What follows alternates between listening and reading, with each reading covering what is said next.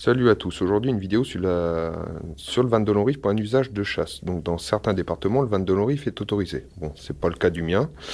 Donc pour ce faire, vous aurez besoin forcément d'une carabine en Van de Longriff. Donc ce qui sera sûrement dans cette configuration. Par contre, évidemment, pas de silencieux. Pour les autres comme moi, vous n'avez pas le choix. Percussion centrale. Bon bah moi c'est ça. 222 Remington. Super. Vous pouvez prendre du 22 Hornet qui va très bien, ou alors votre carabine de grande chasse, comme là par exemple une 7 Rem Mag. Donc j'ai testé plusieurs, pour revenir au sujet du Van de Longriff, j'en ai testé plusieurs, donc 5 types de cartouches, à la distance de 100 mètres sur des cibles en forme de corbeau, hein, puisque c'est destiné à ça généralement. Donc CCI Stinger, donc nous ce qu'on cherche, oui, c'est pas le fait de taper le point noir, on cherche un groupement. Hein. Donc, CCI Stinger, une balle de 32 grains, lancée à 500 mètres secondes. Toutes les données que je donne, c'est les données officielles. Après, j'ai pas vérifié au chrono. Donc, voici le groupement à 100 mètres de 37 sur 71. Je tiens à préciser qu'entre chaque munition, je règle ma lunette. Hein, parce qu'entre la GECO et la Stinger, on est hors cible. Donc, la CCI, Velocitor. Donc voici la balle avec deux projectiles récupérés toujours à distance de 100 mètres. Donc c'est une 40 grains hollow point, 437 mètres secondes. Donc j'en ai une qui est dans cet état là et une qui a littéralement expansé. Alors je sais pas si elle a tapé une pierre ou je ne sais quoi dans la butte.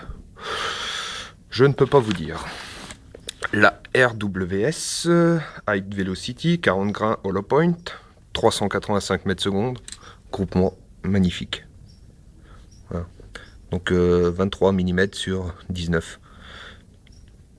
La cartouche, la balle récupérée, une expansion qui arrive bientôt au double. Bref, magnifique. La Remington Golden. Hein. Donc là par contre c'est une balle pleine là, c'est les round nose là. Donc groupement de 81 sur 33. Donc elle est annoncée à 382 mètres secondes. Vous voyez, la balle récupérée. Bizarrement elle expanse quand même, malgré qu'elle soit pleine. Et la petite GECO rifle. Donc groupement 13 mm sur 20 à 100 mètres. Le top. Donc elle 40 grains, 330 mètres secondes. Par contre la balle, elle n'a presque pas bougé. Légèrement plate. Donc elle agit un peu comme une balle blindée. Donc, ce qu'on va retenir justement pour la chasse aux nuisibles, il faut mettre de côté donc ces munitions-là, les têtes pleines. Même celle-là, elle existe en tête creuse. Bon là, légèrement expansée. Je vais vous dire pourquoi. C'est pour le choc hydrostatique quand la balle tape dans le gibier. Donc là, elle expanse et elle libère toute son énergie. Là, elle va agir comme une balle blindée. En gros, elle va traverser, elle va pas libérer toute son énergie, et le corbeau ou le renard, n'importe quoi, sera blessé et partira avec cette balle. Il mourra un jour ou l'autre de sa blessure, mais dans d'affreuses souffrances. Ça a beau être des nuisibles, je tiens à le dire, ils méritent... faut pas les faire souffrir, quoi. Faut que ce soit prélevé proprement, comme on va prélever un chevreuil ou un sanglier. Enfin, donc ça, je tiens à le préciser. Donc, ce qu'on peut retenir aussi... Ah oui, là j'ai pris des balles de différents types. Après certains diront oui, moi je tire de la T22. Vous tirez de la T22 de chez Winchester, ça se rapporte à elle. Bon, vous allez tirer de la Winchester laser. Bon, les vitesses un peu plus élevées, ça va se jouer entre la Velocitor et puis la RWS. Hein. Je vais pas tirer toutes les munitions du marché, hein, parce que je pourrais pas fournir. Donc, par contre, ce qu'il faut retenir généralement, c'est que les basses vitesses sont bien plus précises que les hautes vitesses qui ont tendance à disperser. Sauf, bon, là pour la RWS, hein, apparemment qui est une excellente munition. J'aurais une à choisir dans tout ce panel pour un usage synégétique, je m'orienterai sur la RWS. Hein. Elle fait correctement son job, quoi. Après la Velocitor, la Stinger, elle tuera. Mais elle est légèrement moins précise. Ce qu'il faut se dire, là, il n'y avait pas de vent, il n'y avait rien. Donc, faut tout mettre les chances toutes de son côté. Ça veut dire, déjà à la chasse, on n'a pas les appuis qu'on a en tir sportif et tout. Donc déjà à la chasse, le groupement sera encore plus grand. Après, certains ont le stress de tirer sur un animal. Il y a une petite adrénaline. Hein. Donc le truc, il faut prendre celle-là qui groupe le mieux et prendre de préférence une hollow point. Donc je tiens à dire aussi, ces tests ont été faits sur ma carabine, donc ma CZ452. Il n'est pas forcé que vous ayez les mêmes résultats sur votre CZ. Chaque canon réagit différemment, ça dépend, il y a plein de contextes, hein, l'emplombage, etc. L'usure.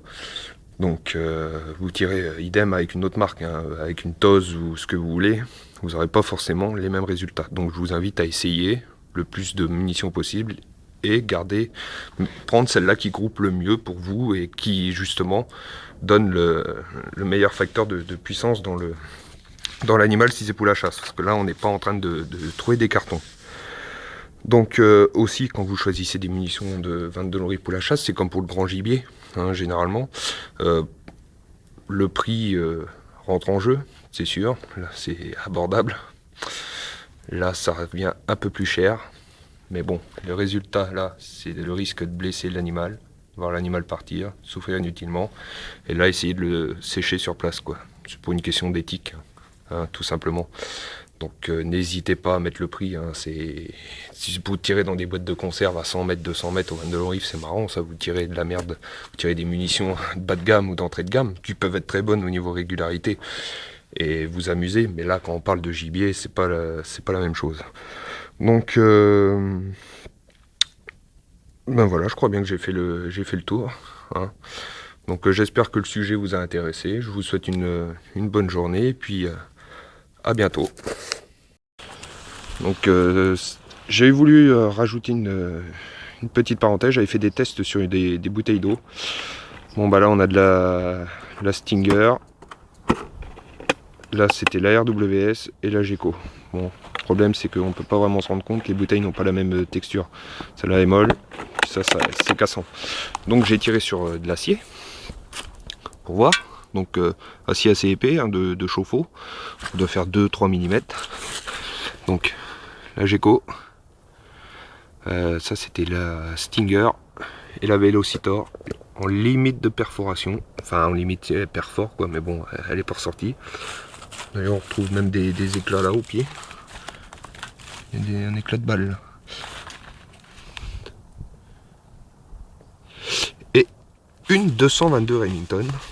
Donc ça a été tiré à 50 mètres tout ça. Donc issu du rechargement, une hollow point, 50 grains, 970 mètres secondes. Donc la balle là par contre ça n'a rien à voir. Trou à l'emporte-pièce. Regardez, ça c'est pour les autres. Donc par contre la 222 Remington elle est rentrée dans le pneu. Elle est rentrée à l'intérieur.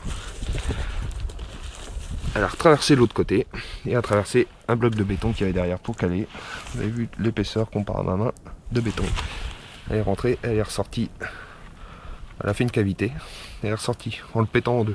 Donc c'est pour ça, faites très très attention avec les armes, hein, de toute façon. Et bon, le 22 lonneries fait une réputation de ricocher assez facilement. Donc voilà, c'était une petite parenthèse, hein. Donc moi je continue de chasser avec ma 222, ma 243, hein, les nuisibles. Et puis mon 12 aussi, j'ai oublié de préciser, hein, comme les 3/4 des Français qui chassent, hein, nous les nuisibles, souvent on les fait, les corbeaux et tout, on les fait au 12, au 16, au 20, à ce que vous voulez, quoi, au lisse. Donc c'était pour faire la petite parenthèse. Voilà, donc sur ce je vous remercie de m'avoir regardé et puis je vous dis à très bientôt.